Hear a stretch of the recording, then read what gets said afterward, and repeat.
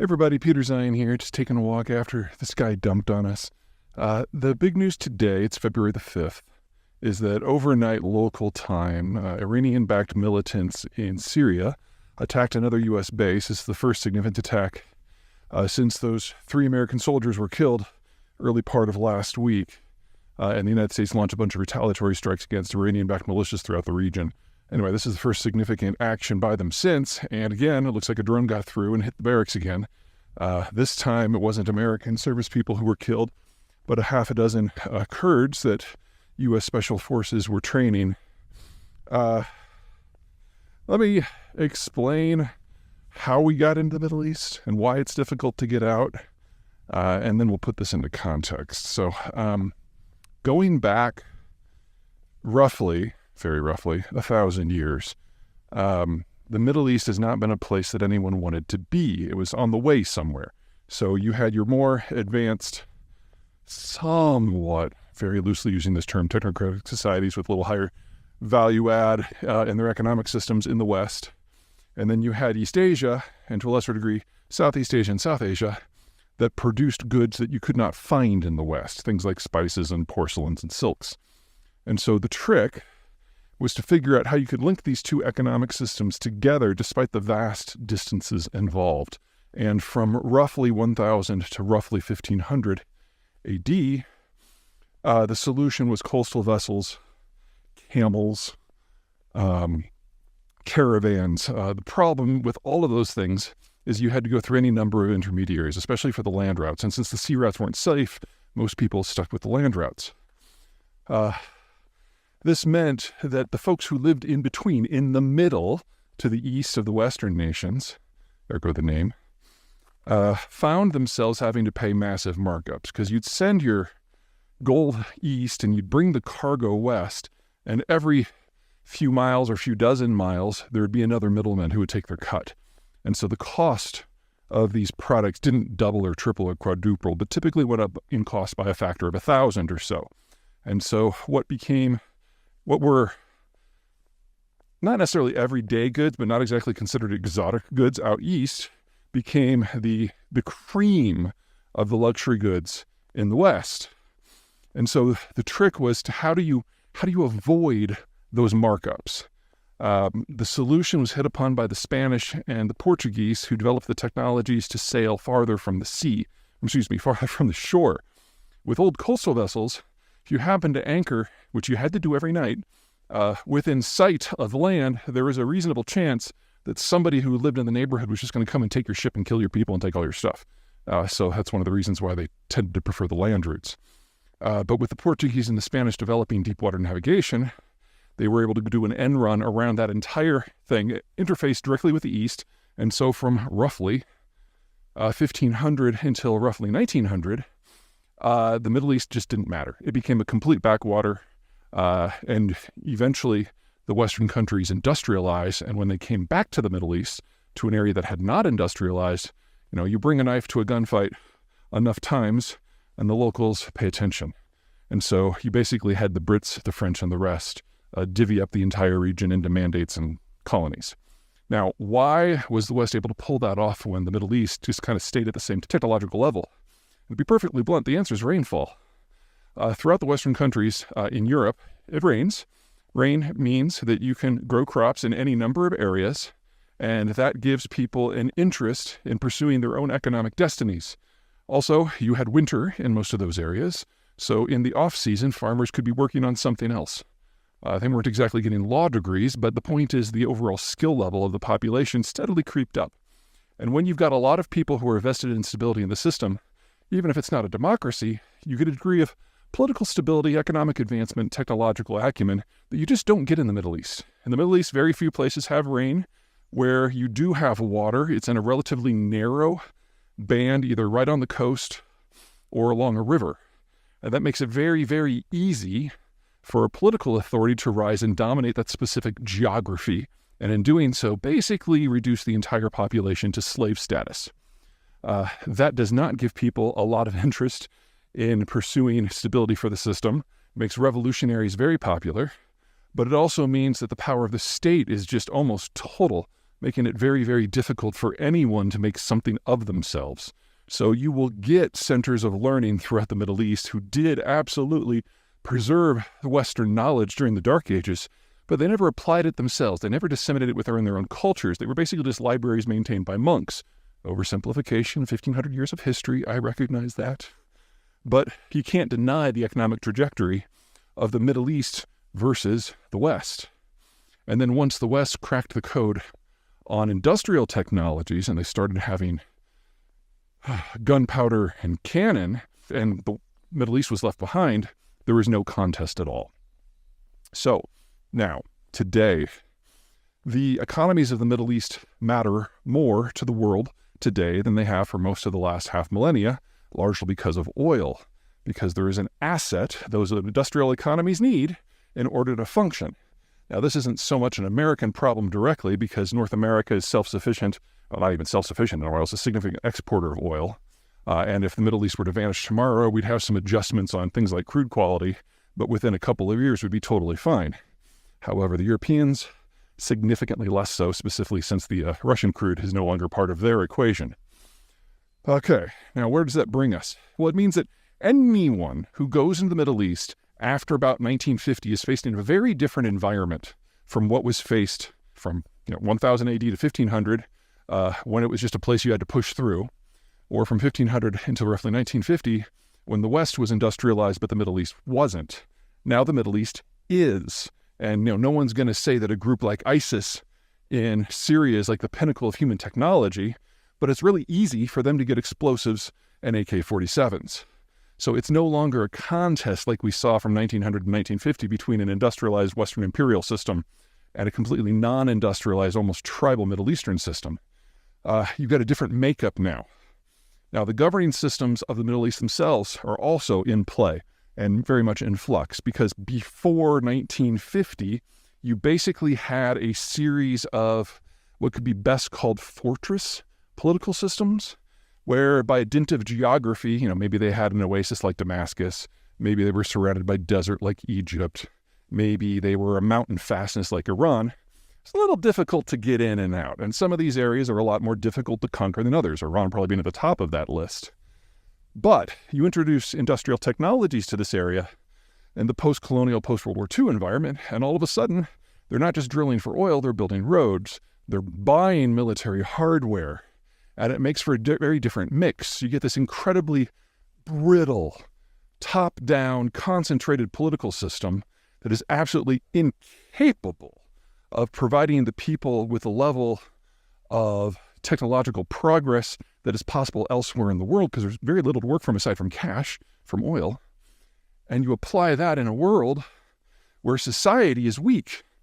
And the result, you get lots and lots and lots and lots of militant groups. And if you want to back one versus the other or one versus government, that's fine. But even if you win and the militant group overthrows the government, well, then what? You've taken what little order exists in an area and it's turned into chaos.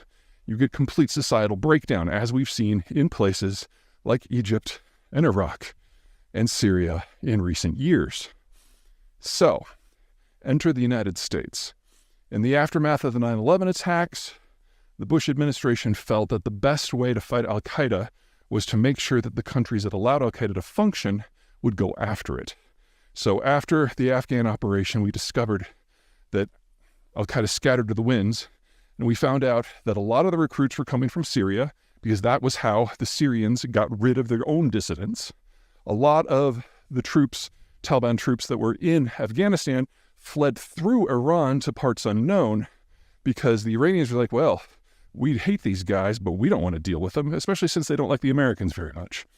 And then the Saudis, not necessarily the government itself, but a lot of elements within Saudi Arabia were part of the ideological and financial underpinning that made al-Qaeda possible. How do I know that? Because we allied with them back in the 80s to form the Mujahideen, which eventually became the Taliban. Anyway, so the U.S. is looking at this region, Syria, Saudi Arabia, and Iran. We're like, well, conquering any of them wouldn't be fun. Conquering all three at the same time to get after a militant group just doesn't seem like the right task. And so the solution that was struck upon was to knock over Iraq and occupy it with armored tank brigades, which is not the way you pacify a population. You want ground infantry for that. The idea is Tehran and Damascus and Riyadh, none of them thought the U.S. was going to do this. And so when it did it with tanks and left the tanks there, they're like, shit, there's nothing to stop the United States from turning on us. And while Iran was to a degree protected by its mountains and had a little bit more confidence it would be able to put up a good fight, the other two had no such confidence. And they knew that if the United States decided to come for them, that their regimes were done. Because there was no civil support. There was no technical competence. There was no cohesion. Well, it worked. And those three countries went after al-Qaeda for us. And are the primary reasons, the strategy is the primary reason, why al-Qaeda is, for all intents and purposes, no more.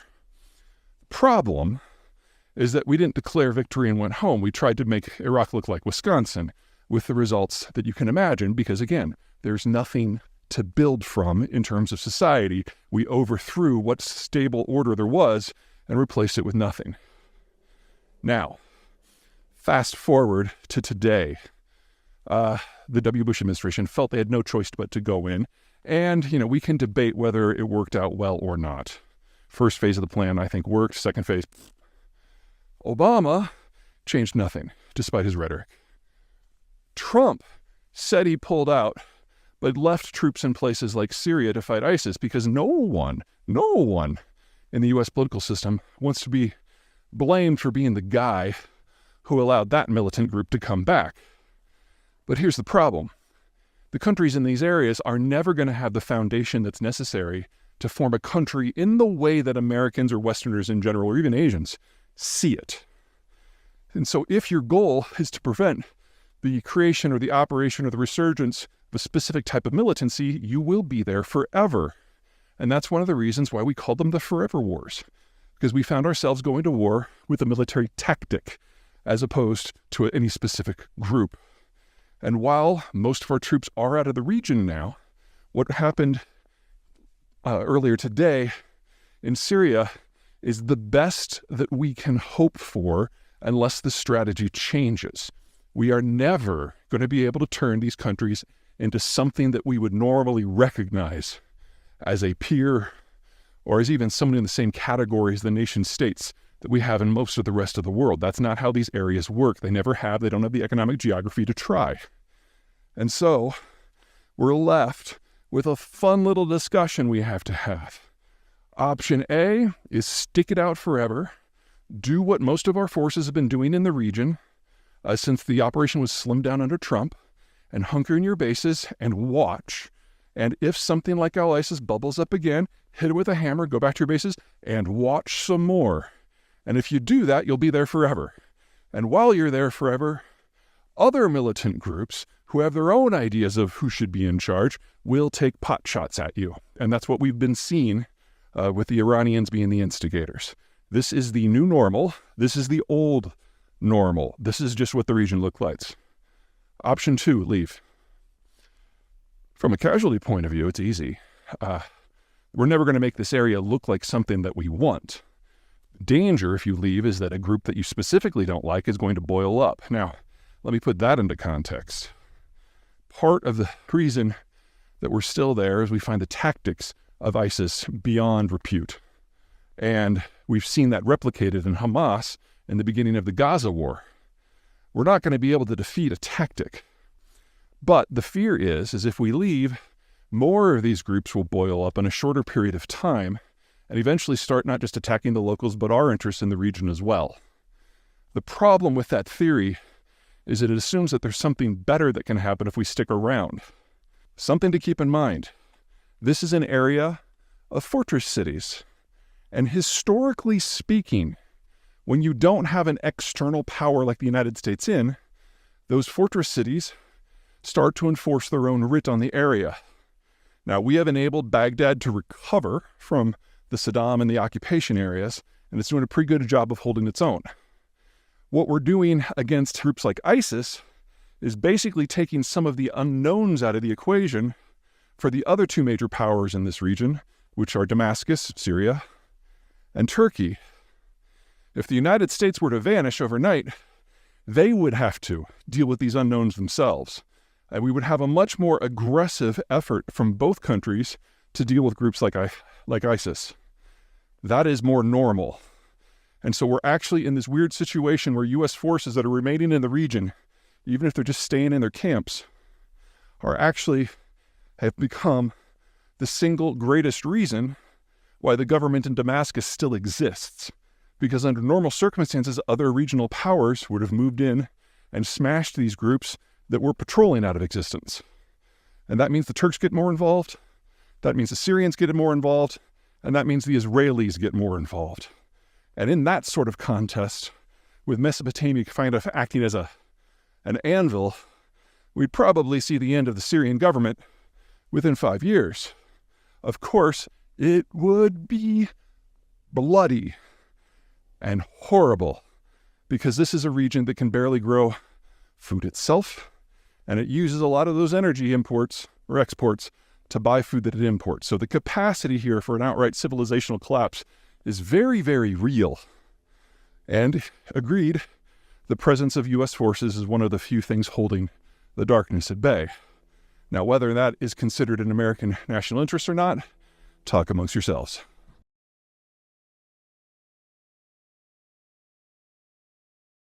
Everyone, Peter Zeihan here, coming to you from Kalea at the southern point of the island of Hawaii. Got the slopes of Mauna Loa behind me, the larger volcano here.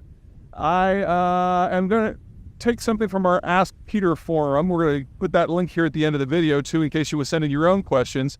And it's, am I worried about Ukraine in the light of what has become an American boycott on weapons supplies? And yes, I am. The Ukrainians are running out of ammo. There's no way they could produce enough to support the war themselves. And the Russians have mustered a fresh human wave. And, human waves are very vulnerable to mass fire, but you have to have ammo for that to work. So there are some concerns we might be seeing a turning point in the war here in the next few weeks if something doesn't change. But what is going on is we've got a dozen, roughly, Republicans on the right who are blocking anything from happening in Congress that they don't agree with. And so this is not a Ukraine problem. This is an everything problem. These few reps are blocking anything on any issue. So we've got programs that need to be addressed, not just Ukraine, but aid for Taiwan against China, aid for Israel against Hamas. There's issues with healthcare and business reform and criminal justice reform, the defense system and the budget. Every single thing has been dropped. It's not that these folks oppose Ukraine per se, it's they oppose anything that isn't exactly their way. So I call them the Greenpeace faction of the Republican Party because they just hate everyone. This means that this Congress has been the least productive in American history. At this stage in Congress, a little bit more than halfway through their session, we've only passed about 20% of the bills that the second least productive Congress in history has passed. So this isn't an issue of big government versus small government. This is just an issue of dysfunction, and it's a problem for everybody. Now, I don't think it's going to get any better any soon. When the Republicans didn't do very well in the last midterms, the hope of getting a big majority vanished. So they had a very slim minority beginning, and they have seen that minority shrink down. In part, it's because they've cannibalized their own. This faction of Republicans forced out the former Speaker, McCarthy from California, and so he just quit. He left the House altogether, leaving that seat open. We've had another couple of resignations since, and then the Republicans purged one of their own, Republican Santos of New York, for, let me make sure I get this right, using campaign finance to purchase gay fetish foot porn. Can't make this shit up. Anywho, what it means is not just that the margin that the Republicans have in the majority has gotten smaller and smaller, it's worse than it sounds. Because to pass something in Congress, you don't need a majority of the votes, you need a majority of the seats. And so every empty seat kind of acts as a quasi-vote against the majority. So they only have the Republicans now only have a margin of 2. They can only lose 1 vote if they still want to get things passed. And that makes each individual faction, including the Greenpeace faction, more powerful. So this is going to go one of 2 ways. Number one, they're going to continue to stall everything, and this Congress will go down in history as the most pathetic ever until we have general elections a year from now, November, and the new Congress would sit in January. Or the bulk of the Republicans reach across the aisle and start cutting deals with centrist Democrats. Now, that's not as easy as it sounds. There's a lot of minutia. There's a lot of politics. There's a lot of noise. And in the environment that we're in right now, anyone who reaches across the aisle is inviting a primary challenge from the freak wings of their parties, whether it's the Greenpeace faction or the Republicans or the squad version of the Democrats. So none of these are easy decisions, but they do suggest that drama in Congress is going to increase, or rather than decrease, in the months ahead. And that's not just bad for Ukraine. That's bad for everyone, except for the Chinese who think this is fantastic. All right, that's it for me. Take care.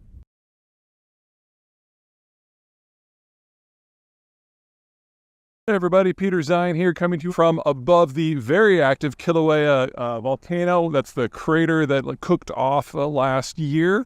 Today we're going to talk about an assault that happened last week. The Ukrainians sent a squad of drones north out of Ukraine over Russian airspace into the Gulf of Finland to attack the Uga-Ust, hope I pronounced that right, oil refinery and loading facility. Now, normally this wouldn't really matter because normally drones, as we've seen, can't get through any sort of meaningful air defense, but the Russian air defense in this area appears to be just as crappy as it is everywhere else in the country, so a bunch of them got through. The other reason I wouldn't normally care about this is most refineries, everyone gets all ooh and ah. They expect Hollywood explosions when a bomb goes off in a refinery. You got to keep in mind scale here. Most refineries are over a square mile, and this one's no exception. There's a lot of standoff distance among the different facilities, so if something does blow, it doesn't blow up the whole thing. And crude oil at room temperature isn't even flammable. So the warheads that these bombs can carry, which are less than 100 pounds, probably with the models that were used, probably under 20 pounds, it's that you can't do damage, but you can't do real damage. But this is not just a refinery. This is also a loading facility. And in a refinery, once you've made your fuels being more flammable than raw crude, you then put them into a truck or a pipe and send it away. With a port facility, you put into a big, giant tank, and then a large vessel comes by and sucks off what it needs and goes on its merry way. And so the tanks themselves are the vulnerable points here. Now, judging from the size of the explosions and the fires that were started, the tanks were not hit. That's just something that you should have in the back of your mind when you're evaluating when somebody says a refinery, a certain piece of energy infrastructure was hit, so you know what to look for. What's interesting here, two things. Number one, it took the Russians more than 3 days to put out the fire, and they put it out the wrong way, using water in, the near Arctic winter, which caused a lot of water to freeze and then expand and wreck more infrastructure. Damage assessments are still underway. We don't know how bad it was, and had this been a normal attack, we would have known within 24 hours whether or not anything substantial had been done. But here we are nearly a week out, and we still really don't have any more but the vaguest ideas, and the facility is shut down. Now, there's a lot of reasons why this matters.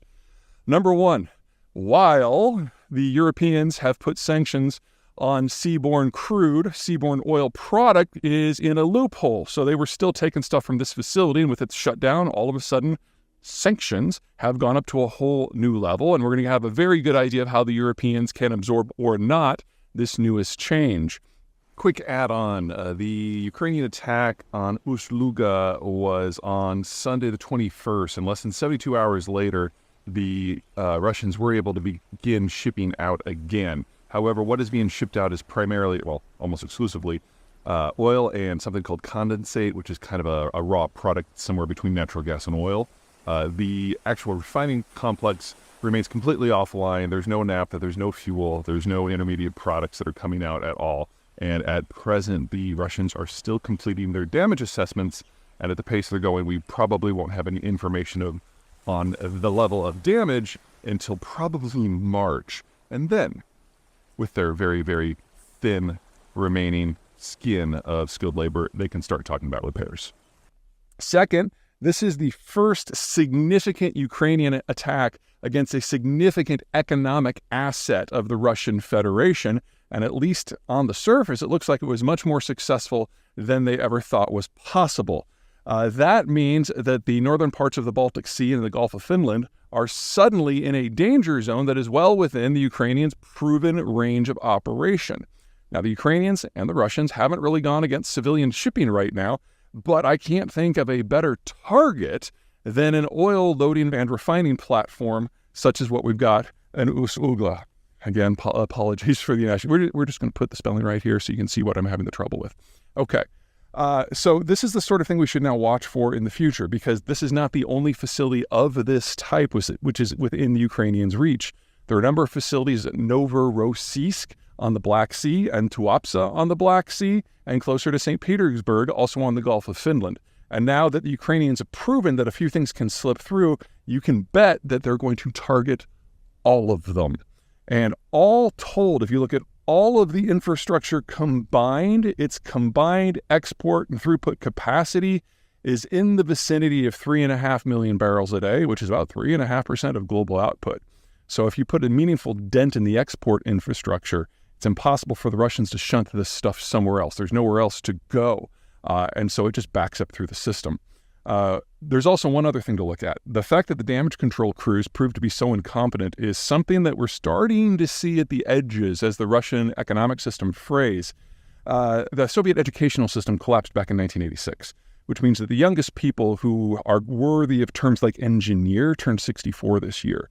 And so when I think of fire suppression, I think of something that normally I could not just pick up the hose and go do it. You want someone with specialized training. And especially if you're talking about petroleum, natural gas, or refined product fires, you definitely want someone who has some idea what they're doing. Russia's running out of those people. It's not just that 1 million people have fled the country and 500,000 have been drafted and committed to the war, been killed. They don't have much of a skilled labor pool left. And what they do have is being dedicated to the war itself, air defense in the vicinity of the war, or the military-industrial complex to keep the war going. So we're seeing some very serious frays with the system. This is not the sort of thing that they should have gotten wrong. That fire should have been put out very quickly with things like foam, and it wasn't. And that suggests the Russians' ability to maintain their overall system is starting to feel the strain of all of this, and they don't have a backup plan. There isn't enough labor in the country to redirect from somewhere else, especially skilled labor. All right. That's it for me. Take care.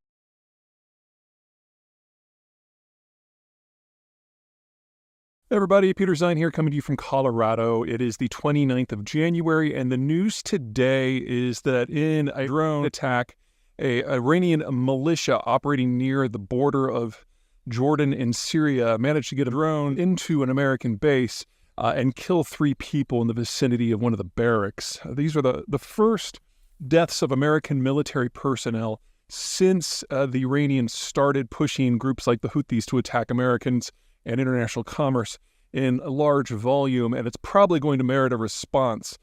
Something to keep in mind is when the United States a couple weeks ago decided to start taking military action against the Houthis in Yemen, it wasn't because these Iranian-backed groups were attacking commerce in general. It's because they fired an anti-ship missile at a U.S. military vessel, and that's what started it all off. So working from that same logic, now that some Americans have actually died, you can expect the Biden administration to strike back. The question is how? There's kind of 3 things to consider. None of the options are great. Option number 1, you do a semi-proportionate, because the Americans always believe in overkill, assault against the militias that Iran backs either in the area in question or somewhere in the broader Middle East. The problem with this is it doesn't solve the problem.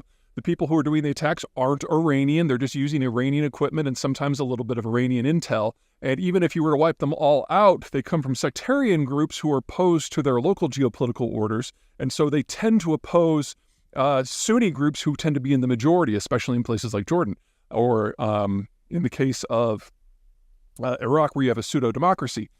And in these cases, even if you were to take them all out, you just have an aggrieved minority that would, again, push people in that the Iranians would recruit. So it might make things calm down for a few weeks to months, but it's certainly not any sort of lasting solution that's going to change the logic in Tehran at all. The second option is to strike military assets in Iran proper. The idea is you go after the personnel that are making these decisions. The problem here is that there's a lot of them.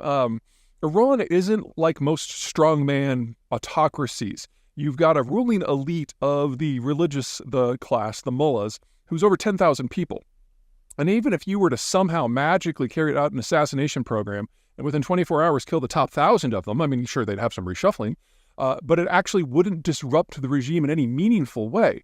In addition, Iran is a series of mountains. It's basically a fortress. And if you wanted to go in there and knock the government out, you would need a force significantly larger than what the United States pushed into Iraq, which is ultimately a flat and somewhat desert community. And that means you're going over mountain range and mountain range and mountain range. So the distances are far. The logistics would be hard. The geography plays to the defender's strength. And then even if you were successful, well, then what? Are you going to stick around and try to reconstruct Iran in the way that we did Iraq? I think the U.S. learned that that's not an easy thing to do. So, and again, this wouldn't change any of the logic in Iran about what they're doing in the broader region. If anything, it would intensify it. That leaves us with the third option, which is a military option against Iran's economy. Now, Iran, while it is nowhere near the peak that it once was back in the 70s as an oil producer when it was exporting more than 4 million barrels a day, is still in the game. It still exports about 1 million barrels a day, and that income is the primary source of hard currency that the Iranians use to fund everything that they do, from purchasing social stability from their population at home to funding these rocket attacks against U.S. military targets throughout the broader region. And unfortunately for the Iranians, it all flows through a single point called Karg Island, which is on the northeast shore of the Persian Gulf. And it would be very, very, very easy for the United States just to destroy the loading facilities or maybe even the storage tanks and the pumping stations in Karg. They could probably do it with a handful of sorties. It would probably take less than an hour. Iranian missile defense is not very good. Their air defense is not very good either. And the U.S. obviously is very good at striking in those sorts of conditions, especially when you're talking about something that is on the coast, so you don't have to fly over too many defensive layers to get to it. There'd be a cost to this, of course. Should the United States decide to do this step, it would take the role of the erstwhile global guarantor of maritime security and have the United States taking very discrete shots at very specific parts of the global economy that have relied upon international security in order to function. And that means that any vessels that are part of a long supply chain, a long sail, going through a dangerous area, near a dangerous area, or have multiple supply chain steps, meaning that if you interrupt just one of them, all of them become defunct, all of that would be in danger. And that is the entire electronic supply chain in Southeast Asia and East Asia. That is the entire oil supply chain, which either is sourced from or passes through the Middle East. The consequences of that would be significant on a global basis. But if you want to take the American populist view, which is something that Biden and Trump agree on, is that a lot of that doesn't really matter. And in fact, there's something to be said for stalling those international systems because they favor North American solutions. The United States doesn't get energy from this region anymore. Canada doesn't. Mexico doesn't. So the economies that we care about the most are heavily insulated already. And the economy that we're most dependent upon or the most concerned about is China. And they get all of their energy from this region. Well, not all, but like half. And so if the Biden administration does take this step, things will very much be in motion very quickly.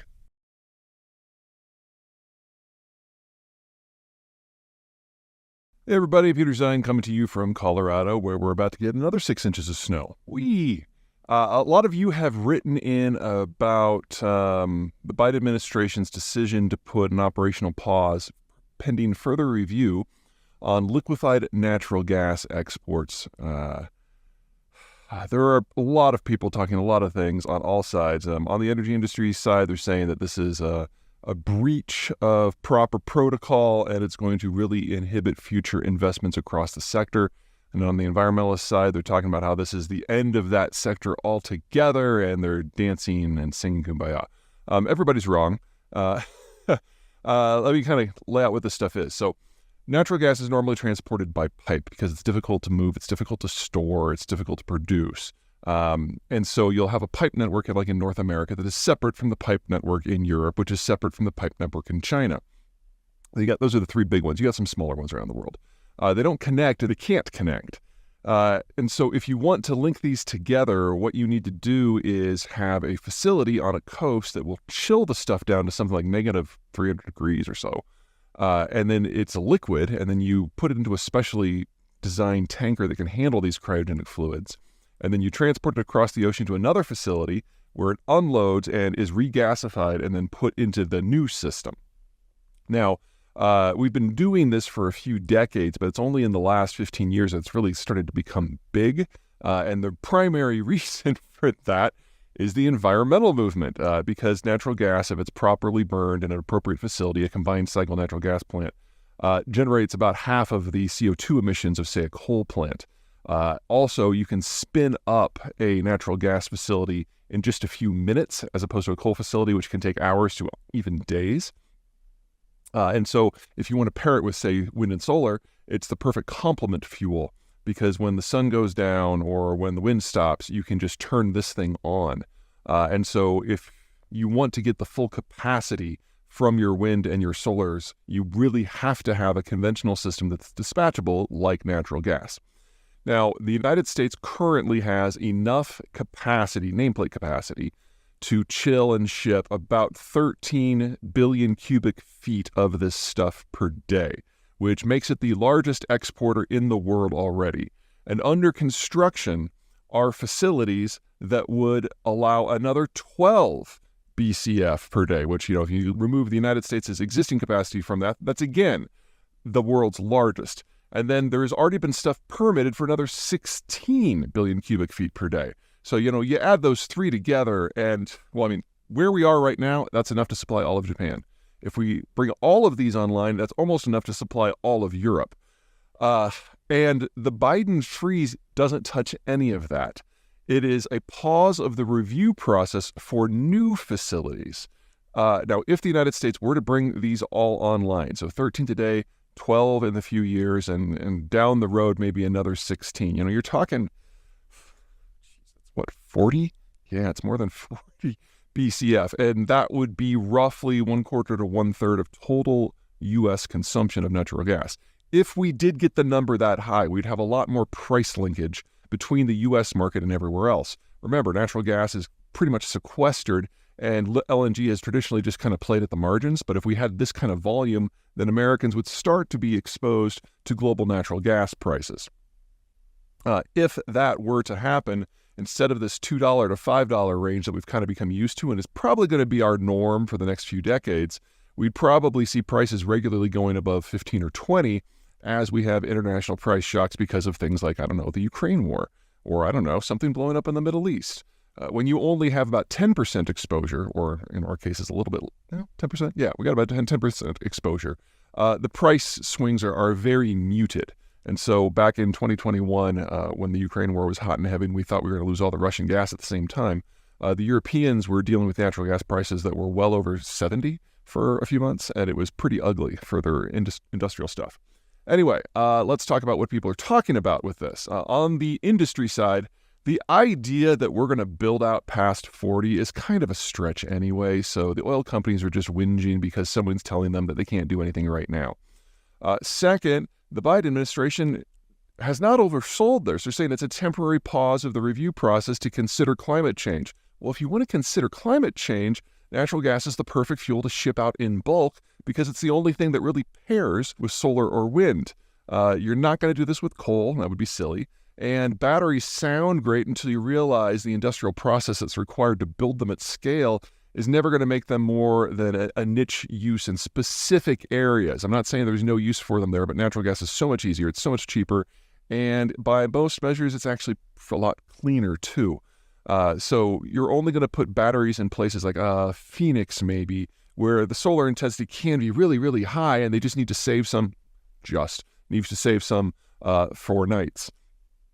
And then on the environmental side, the celebrations, number one, this is not forever. It's a temporary pause of the review process, which the Biden administration can reverse with a stroke of a pen, or any additional leader could for reasons environmental, economic, or strategic.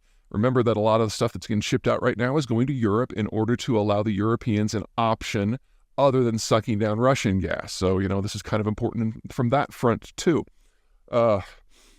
So everyone's kind of making a really big deal out of it, but I think the thing that is most hilarious is that the Biden administration has found a way, again, to satisfy the environmental activists without actually changing the system. This is very similar to what he did when he came into the presidency and he put a moratorium on fracking on federal lands, and everyone was all wailing and gnashing their teeth on one side and screaming bloody delight on the other side. Well, people forget that 99% of all shale operations are on private land, and that is regulated by the states. So it was less than 1% of wells that were affected at all. But it made the environmentalists happy, and it pissed off the energy industry, but it didn't really change anything at all. And Biden is never going to be the preferred candidate of the energy industry, and he was able to placate some of his more hardcore supporters. He's now done that again. So it's a fairly savvy political move that actually moves the needle not at all, which, is one of the smarter things you can say about politics these days.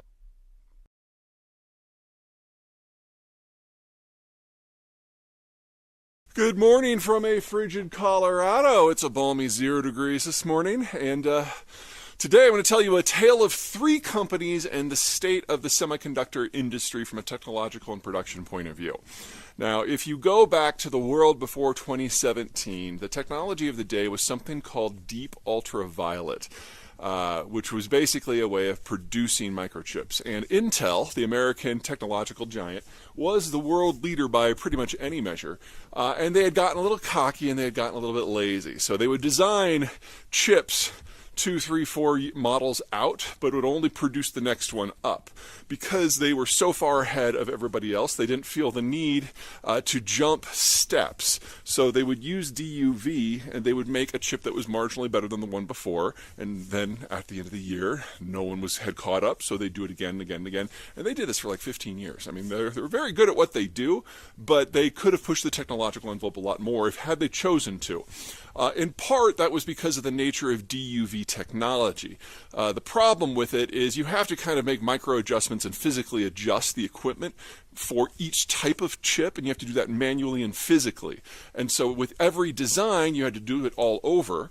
And with every machine in a fabrication facility, you would have to do it independently. So no new chips from different machines are going to be quite exactly alike, and it generated a relatively higher loss rate from the final semiconductors than what we have today, and so generated a little bit more waste. But again, they were the industry leader, no one was close. Well, they were always had their eye on the future, however, and so they invested in new technologies that would take them beyond DUV, one of which is EUV, extreme ultraviolet. And the company that developed that technology is ASML out of the Netherlands. And back in 2016, ASML thought this stuff was ready to go. So they're providing demonstrations for Intel, showing them how this technology is better. You can not only get more nodes on a chip and get to smaller and smaller nanometers, but it's all digital. So you kind of type in what you want to the machine over the course of a few days to a few weeks, and then the machine doesn't actually have to be physically manipulated in the way that DUV did. Now, what that would mean is you'd have a higher success rate and more efficiency, but back in 2016, Intel was like, I don't think this technology is quite right, and we're the industry leader, we're going to give it a few more years. Well, ASML, not very happy with that, marketed the technology to everybody else, and a company decided to take the plunge. That company is TSMC out of Taiwan. And when we get to 2017, TSMC suddenly hits the ball out of the park and proves that EUV is ready for mass application, and over the next couple of years very rapidly overtakes Intel because they have a shorter turnaround time for their chips, and they can make chips with smaller nanometer sections. It isn't until 2022 or 2023 that Intel finally makes its first extreme ultraviolet chip. So TSMC in Taiwan has been the industry leader now for several years. Now, we've had a kind of a reverse in the roles now. ASML, the Dutch, have another new technology called high numerical aperture, whose physics I'm not even going to pretend to understand, and they have marketed again, and this time Intel is the one that's behind, and they're kind of desperate and kind of hungry, and TSMC is the one that's resting on their laurels. So the first delivery of those new machines, the high-NA chips, went to Intel in the second week of January of this year. And Intel expects 2 things. Number one, they plan to overtake TSMC using the EUV technology in 2024, hoping to get down to 2 nanometers. Right now, the industry lead is at about 3 nanometers, and that's a TSMC product.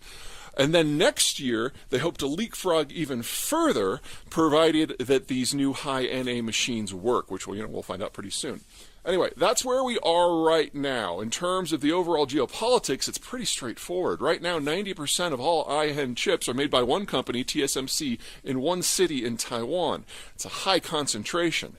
But if Intel, working with ASML, can pull this off, all of a sudden we will have facilities in the United States that are working on the higher end stuff, with some of the first facilities that are going to be going online outside of Phoenix and Columbus, Ohio. So stay tuned, because the geography of these chips is about to evolve pretty significantly, if high-NA works. And if not, we're still stuck with Taiwan. It could be worse.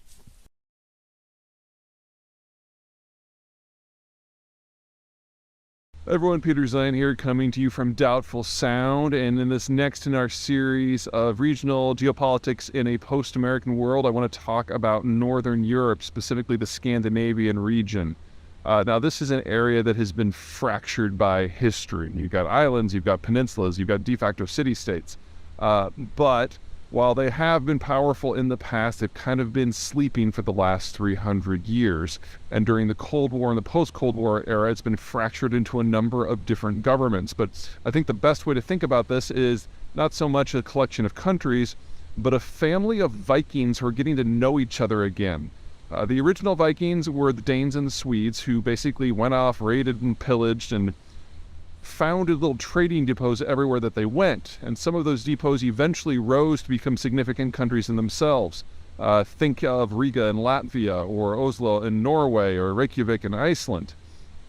But by the time we get to the modern era, they had been broken into different spheres of influence. In the post-Cold War environment, however, especially now with the Ukraine war happening, we're seeing a changing of fortunes as these countries are rediscovering each other. And we're already in an environment where a lot of them consider themselves so familial that they already have a lot of joint embassies around the world. But if there's one thing they're all concerned about, it's Russia. Denmark is the last country approaching the Baltic Sea, so that if the Russians ever make a bid to get in the open ocean, they go by them. The Norwegians control the northern coastline, so they know the North Point is something they're responsible for. Estonia, Latvia, and Lithuania used to be Russian colonies under the Soviet period, and Sweden is a mid-sized power that was ultimately smashed by Russian power 3 centuries ago, and only recently has kind of emerged, whereas Finland was both a Swedish territory and a Russian territory, based on which time frame you're looking at, and only really became independent in a traditional sense in the last decade or so, as it's broken away from its Finlandization programs, which were basically a way that the Soviets used to crush Finns' strategic autonomy. What we're seeing now is this whole cluster of countries coming back together, all on the same side of the same geopolitical orientation, no longer fractured by other powers, with Sweden absolutely being the center weight of all of it. It's probably best to think of most of these countries not so much as countries, but as cities that just happen to own another swath of territory. So in the case of, say, Riga or Copenhagen or Oslo, over half, in fact, almost 3/4 of the population is in that one city, and the rest of the territory just kind of hangs on. Sweden is the exception. I mean, yes, Stockholm is by far the largest, but it actually has a populated zone in the south that is agricultural. There are a number of cities going up and down the Baltic Sea coast. And so it is arguably as powerful, if not more powerful, than all of the others put together. And now that Sweden is emerging from its traditional neutrality and starting to write its own security policies, it is going to be a major force to be reckoned with. A couple things about this region to keep in mind. Number one, it is very, very naval. Because of the Baltic Sea, because of the Gulf of Bothnia, this is a zone that if they're going to survive, they have to do so in the context of having a powerful navy to keep potential rivals at bay. And that means, number two, it's actually fairly easy for them to partner with other powers from out of region, assuming for the moment that those other powers are also naval. Because if they were to partner with, say, the French or the Germans, who are primarily land powers, these countries would see themselves overwhelmed. They're just not big enough. Sweden doesn't even have 10 million people versus, say, France is roughly 60. The whole region put together can't add up to a France, much less a Germany. But if you bring in the United Kingdom, you've got a very different sort of power dynamic.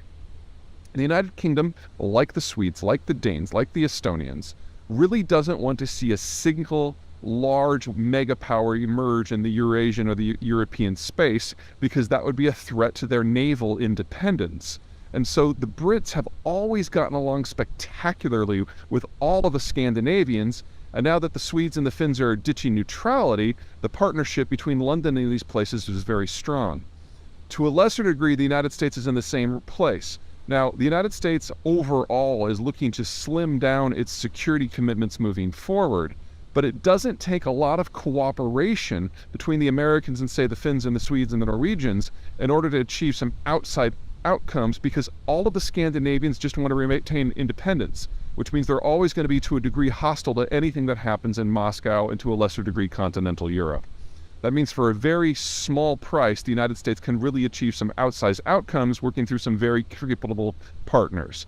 So we should start to think of the relationship between the Americans and the Baltics and the Norwegians and the Scandinavians, however you want to define the cluster, as very similar to the American relationship with Australia. A powerful, creative ally that punches above its weight, that's going to do its own thing for its own reason, but which dovetails with American power moving forward. All right, that's it for me. Catch you guys next time.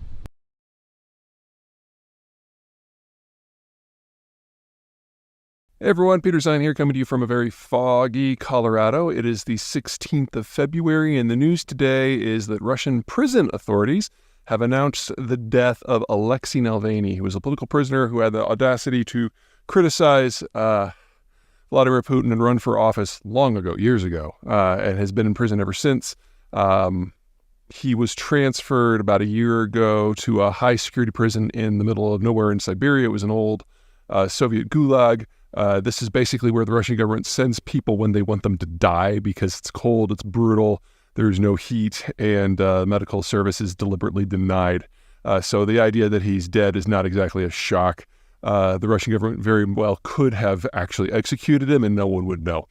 Now, back in 2021, the Biden administration said the death of Navalny would trigger a collapse in international relations that would really punish the Russians. But since then, the Russians have launched a war and killed a couple 100,000 people in Ukraine. So pretty much all of these stops that could be pulled out have been pulled out. And about the only way to punish the Russians now would be to send a lot more weapons to Ukraine, or to do an outright block of all of their energy exports, neither of which on the moment, for a mix of political and economic reasons, are on deck. So I don't want to say anything weird like, the Russians are going to get away with this, because there's a lot going on, but don't expect any sort of tactical response from the Americans in general, or the West. Now, before anyone gets to crying about this, a couple things to keep in mind. Number one, Russia's not a democracy. It hasn't really been a democracy in over 20 years. So even if Navalny was allowed to continue to be part of the political conversation in Russia, it's not like he has any chance of changing policy. He was more of a personal annoyance to Putin and nothing more. There are other people within the ruling party who have decided to run for presidency against Putin on a very nationalist ticket, but just be opposed to the war, and they're not being allowed to participate either. So it really doesn't matter. It's something that pro-democracy activists in the West get really excited about because he's a name that more people know, but he was never going to have any influence. Second, careful what you wish for. Navalny may have been a nicer guy than Putin, because, low bar, but he was just as nationalist. And his biggest criticism of the Ukraine war wasn't that it was happening, but it just wasn't being prosecuted very well. People forget that the strong predilection among Russians is to continue the war. They just don't want to be part of it personally. The idea that Russia needs to expand its borders in order to survive is not one that is particularly debated in Russia. It's generally been their security policy for 400 years, that as long as your external borders are flat and open, you're not safe. So you have to go through Ukraine to get to Romania and Poland and the rest. Now, of course, that's bad for Romania and Poland and the rest, but the Russians are not misreading the map. And unfortunately, that gets wrapped up in the political discussion so that folks like Navalny appear more important than they really are. So, I feel bad for the guy and his family, but we were probably always going to get here.